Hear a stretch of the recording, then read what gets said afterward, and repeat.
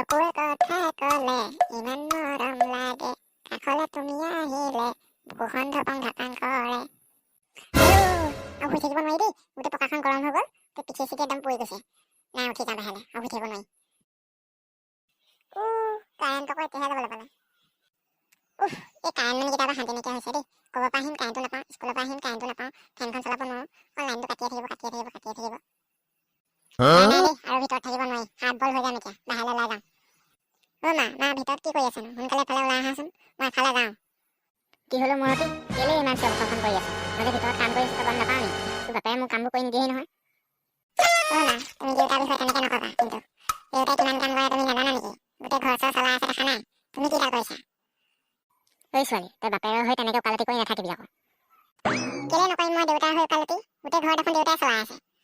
তোৰ বাপেৰে অকল ঘৰৰ বস্তুকেইটাহে আনি দিয়ে, ঘৰৰ ভাত বনোৱাৰ পৰা আদি কৰি বাকীবোৰ কাম দেখোন চব ময়ে কৰোঁ। মা তুমি আকৌ তেনেকৈ কথা নকবা, দেউতাই দেখোন ঘৰৰ চব বস্তু আনিয়ে দিয়ে, ভাত চাত বনোৱাটো সেইটো তোমাৰ দায়িত্বহে।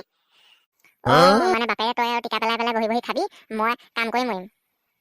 ঐ ছোৱালী, বাপেৰক কবি বুজিছ, কাম কৰা মানুহ আনি ল'বি, কাম কৰা মানুহে তহঁতক কৰি খুৱাব, মই কৰি নোখোৱাওঁ। মই তোমাৰ লগত মুক্ত কৰি থাকিব নোৱাৰো দেই, মই কিন্তু বাহিৰলৈ ওলাই যাম।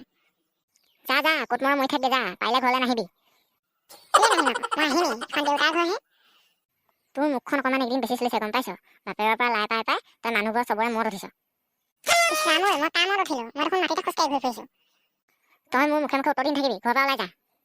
যাম মা, এনেও ঘৰৰ পৰা ওলাই যাম, তুমি নিষেধিলেও যাম। যা ঘৰৰ পৰা ওলাই যা, বাহিৰত গৈ তাৰ লগত লিলিমাই কৰি থাকে যা। তোৰ লগত নাথাকিহে পাইছে, মই বেলেগ ক'ৰবাত থাকিব নোৱাৰা নহয়, মই ডাঙৰ হ'লো। চাই থাক বাপেকে, আজি ঘৰলৈকে নাহো। এটা কথা নহয়, এতিয়া মই যাম ক'লৈ পিছে? এটা কাম কৰোঁ নহ'লে, জুলিহঁতৰ ঘৰৰ পৰা আহোঁগৈ পটককৈ গৈ পিনি। জুলি ভিতৰত কি কৰি আছ? সোনকালে বাহিৰলৈ ওলাই আহচোন। কোন হয়? ভিক্ষা চিক্ষা লাগে যদি ভিতৰলৈ সোমাই আহক। পাগলীজনী, মই সেই কেঁচাই কাটি আহিছোঁ। কেঁচাই কাটি নি? ইমান ৰাতিপুৱা ওলালেহি যে? ভিতৰলৈ সোমাই আহ। তই মানে ইয়াতে বহি আছ? কেঁচাই কাটি বহি নাথাকিনো কি কৰিবি? তোৰহে ভাল আৰু দে, ঘৰৰ ভিতৰতে শুই বহি থাকিব পাৰ। আমাৰ আকৌ ঘৰত থাকিবই নোৱাৰি নহয়, অকল খালি বাহিৰলৈ যা, বাহিৰৰ পৃথিৱীখন চাই যা কেনেকুৱা হৈ আছে, আৰু ৰুমটোৰ ভিতৰতে সোমাই থাক। গালি শুনোৱে কান গেলা কৰি পঠিয়াই আৰু। হয় নেকি? তই দেখোন আমাৰ ঘৰলৈকে গুচি আহিব পাৰ সেইটো সময়ত। সদায় গালি পাৰিব কি, সদায় মই তহঁতৰ ঘৰলৈকে আহিম নি? এইটো দেখোন ইম্পৰ্টেণ্ট মেটাৰ। জলি, তই ঠিকে কৈছ, মেটাৰটো ইম্পৰ্টেণ্টেই।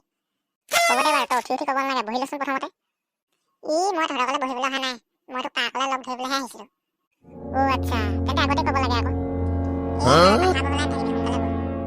মই দেখোন যাওঁ কৰি আছো, তইহে কথা পাতি আছ। হ'ব দে আৰু, দুখটো এতিয়া আমাৰ ওপৰতে দি দিলি আৰু। হ'ব বৈ, এতিয়া তইহে দেখোন কথা পাতি আছ। জলি, ৰচোন তোৰ লগত মোৰ ইম্পৰ্টেণ্ট কথা এটা আছে। মোৰ লগত তোৰ কি ইমান ইম্পৰ্টেণ্ট কথা আছে? আছে আৰু কথা এটা। কি ইমান ইম্পৰ্টেণ্ট কথা কচোন? মানে এতিয়া যে আমি পাৰ্কলৈ যাম। আমিতো এনেও পাৰ্কলৈকে যাম, তাতে তোৰ ইমান ক'বলগীয়া ইম্পৰ্টেণ্ট কথা কি আছে? আছে বহুত ডাঙৰ ইম্পৰ্টেণ্ট কথা, তোক জেগাতে ক'ম বৈ নহ'লে। তইহে জানো আৰু কিনো ইম্পৰ্টেণ্ট কথা, বৈ জেগাতে কবি। কেঁচা কাটি শুনচোন, আমি নহ'লে ইয়াতে বহো। ঠিকে কৈছ, ইয়াত বহিলে ভাল হ'ব, হাৱাটো একদম এচি টাইপৰ গতে মাৰি আছে। হ'ব বৈ, সেই বেঞ্চখনতে বহি লওঁ। কেঁচা কাটি, মনটো এতিয়াহে অকণমান ভাল লাগিছে, ইমান ধুনীয়া বতাহ মাৰিছে। হয় নি? কিন্তু মোৰ সেইটো কাৰণত মন ভাল লগা নাই, মই ইয়ালৈ অহা উদ্দেশ্য বেলেগ এটাহে। হয় নি? কচোন তেন্তে কি উদ্দেশ্য লৈ ইয়ালৈ আহিছ? বৈ তেন্তে উদ্দেশ্যটো খাতিৰ কৰি আহোঁগৈ। জানো পাই, তইহে জানো কি উদ্দেশ্য খাতিৰ কৰগৈ। বুজিছ জলি, এইডোখৰ হৈছে ৰহস্য ফাদিল কৰা ঠাই। তইহে জানো আৰু কিনো বকি আছ, কি আৰু ৰহস্য ফাদিল কৰিবি। বুজিছ জলি, তই এইবোৰ বুজি নাপাবি, তই বহুত সৰু হৈ আছ এতিয়াও। হয় পাই কেঁচা কাটি, তই ঠিকেই কৈছ, মই বহুত সঁচাকৈ সৰু হৈ আছো। তই এতিয়ালৈকে কি কৰিবলৈ আহিছ মই তাকে গম পোৱা নাই। জলি, সেইফালে চা আকৌ, সেই যে ল'ৰাটো বহি আছে দেখিছ নাই? মই তাক বহুত ভাল পাওঁ। হয় নি? তই মানে সেইটো কাৰণে মোক মাতি আনিছিলি? আৰু অথনিৰ পৰা তোক সেইটো কথা কওঁতে ইমান দেৰি লাগেনে? বুজিছ জলি, ক'বলৈতো সময় লাগিবই, এইটোৱে মোৰ প্ৰথম ভাল পোৱা হয়। আচ্ছা, এইবোৰ আমি বুজি নাপাওঁ নহয়, তহঁতিয়ে বুজি পাওঁ। পিছে জলি, সেইবোৰ বাদ দেচোন বাৰু, ল'ৰাটো কেনেকুৱা লাগিছে সেইটো ক। কাপোৰে কানিয়েতো দেখিবলৈ হেণ্ডচামে লাগিছে, কিন্তু ভিতৰি কেনেকুৱা সেইটোহে গম নাপাওঁ। তাতে আকৌ চাকৰি তাকৰি কৰে নাই আকৌ বা। বুজিছ জলি, আজিকালি যুগত কিন্তু চাকৰিয়ে মেটাৰ নকৰে। তাৰ মানে আজিকালি ল'ৰাবোৰ চাকৰিয়াল হ'ব নালাগে, চুৰ ডকাইত হ'ব লাগে নেকি? মইতো সেইটো কথা কোৱা নাই নহয়। আজিকালি ল'ৰাবোৰ চাকৰিয়াল নহ'লে বুলি বেলেগ কিবা কৰি খাব পৰা হ'ব লাগে আৰু। আচ্ছা, মিটাৰ মানে সেইটোহে। ৰাইট, মিটাৰ সেইটোৱেতো আকৌ। তুই কেঁচাই খেতি পিছে মোকো ল'ৰাটো চাহ চিনাকি কৰি দে আকৌ। নিশ্চয় কৰাই দিম। পিছে মই চাহ চিনাকি হৈ লৈছোঁ প্ৰথমতে। এই মানে দেলে, তই মানে এতিয়ালৈকে তাৰ লগত চাহ চিনাকি হোৱাই নাই। হ'ম নিশ্চয় হ'ম, অকণমানটো সময় দে মোক। এনেকে হ'লে কেনেকে হ'ব? তই দেখোন তাক অহা বছৰকো প্ৰপ'জ কৰিবলৈ নোৱাৰিবি। তই এতিয়া মোক নীতি শিক্ষা দি থাকিব নালাগে। চা, মই এতিয়া তাক প্ৰপ'জ কৰি আছোঁ। হয় নেকি? যা সোনকালে আগবাঢ়। ময়ো চাওঁ তইনো কেনেকে প্ৰপ'জ কৰ তাক। হ'ব তেন্তে, তোকো আজি মই দেখুৱাই দিম। মই কেনেকে আজি তোৰ আগতে প্ৰপ'জ কৰোঁ তাক। তই চাই থাকিবি কিন্তু, গুচি নাযাবি আকৌ। এনেও চাই থাকিম যা। Hello' mister. য়েছ, তুমি বাৰু মোকেই মাতিছা নি? হয় মিষ্টাৰ, মই আপোনাকে মাতিছোঁ। কিন্তু কিয়? পিছে আপুনি ছিংগল নে? হয় মই ছিংগলেই। মই আজিলৈকে এজনীও পটাব পৰা নাই। হয় নেকি মিষ্টাৰ? হয়, তুমি ঠিকেই শুনিছা। আপুনি দুখ নকৰিব মিষ্টাৰ, এতিয়া মই আহি গ'লো নহয়, আপোনাৰ টেনশ্যন নাহে আৰু। সঁচাকে নি? তেনেহ'লে দেখোন মোৰ আৰু টেনশ্যন নাই। তেন্তে আই লাভ ইউ মোৰ জান। সেই হৰি, এইজনীয়ে মানে তাক সঁচাকে পতাই ল'লে। জান, দেহা, তুমি পিছে কি কৰা? মই মানে আগতে এনেই অনাই বনাই ঘূৰি ফুৰিছিলোঁ। এতিয়া বাৰু তোমালৈ মেছেজ কৰিম দিয়া। জান, তুমি মানে চাকৰি বাকৰি একোৱেই নকৰা নি? নাই, আমাৰ ঘৰত 14 গোষ্ঠীও চাকৰি কৰিব পৰা নাই, আকৌ মই কেনেকৈ চাকৰি কৰিব পাৰিম আকৌ? হে প্ৰভু, মই ভবাটোৱে হ'ল, ই মানে নিবনুৱা। ড্ৰেছ পোছাকেতো তাক তেনেকুৱা নালাগে। জান, মানে তুমি নিবনুৱা? মই নিবনুৱা। আমাৰ দেউতাও নিবনুৱা আছিলে, ককাও নিবনুৱা আছিলে, আজু ককাও নিবনুৱা আছিলে, আৰু মইতো এনেও নিবনুৱাই হ'ম। তেন্তে জান, তুমি এই দামী কাপোৰবোৰ ক'ৰ পৰা পোৱা? কাপোৰবোৰ নে? এই যেতিয়া 2010 চনত কংগ্ৰেছ আছিলে, মোক তেতিয়া কংগ্ৰেছে গিফ্ট দিছিলে। দুদিনমান মই মানে কংগ্ৰেছত কাম কৰিছিলোঁ আৰু। হে হৰি, তুমি মানে এই কাপোৰবোৰ এনেকে লোৱা? আৰু তেনেকে মই 2010 চনৰ পৰা এতিয়ালৈকে কাপোৰযোৰ পিন্ধিয়ে আছোঁ। মানে তোমাৰ আৰু বেলেগ কাপোৰ নাই নি? একেযোৰ কাপোৰকে পিন্ধি আছা যে ইমান দিনৰ পৰা? আছে, কেলে নাথাকিব?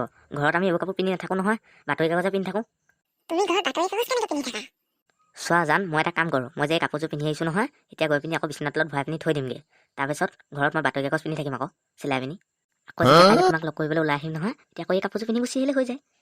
হে প্ৰভু, এইটো কি মক্কেল? ঘৰত বাতৰি কাগজ পিন্ধি থাকে, পাগল নেকি? জান, তুমি পিছে কি ভাবি আছা? মোক মোবাইল নম্বৰটো দিয়া আকৌ তোমাৰ। গৈ তোমাক মেছেজ কৰিমগৈ। নাই দেই, মই তোমাক মোবাইল নম্বৰ দিব নোৱাৰোঁ। কিন্তু কিয় জান? কাৰণ মই তোমাৰ লগত বিয়া হ'লে গোটেই ৰাতিখন নিবনুৱা হৈ তোমাৰ লগত ঘূৰি ফুৰিব লাগিব। তেতিয়াহ'লে মই এতিয়া কি কৰিম?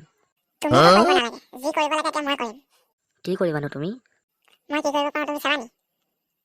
চাম আকৌ। তেনেহ'লে আজিৰ পৰা আমাৰ সম্পৰ্ক খতম, ব্ৰেকআপ। ব'ল, এতিয়া আমি ঘৰলৈ যাওঁ। এইডালৰ ওচৰলৈ নাহিলেহে পাইছে।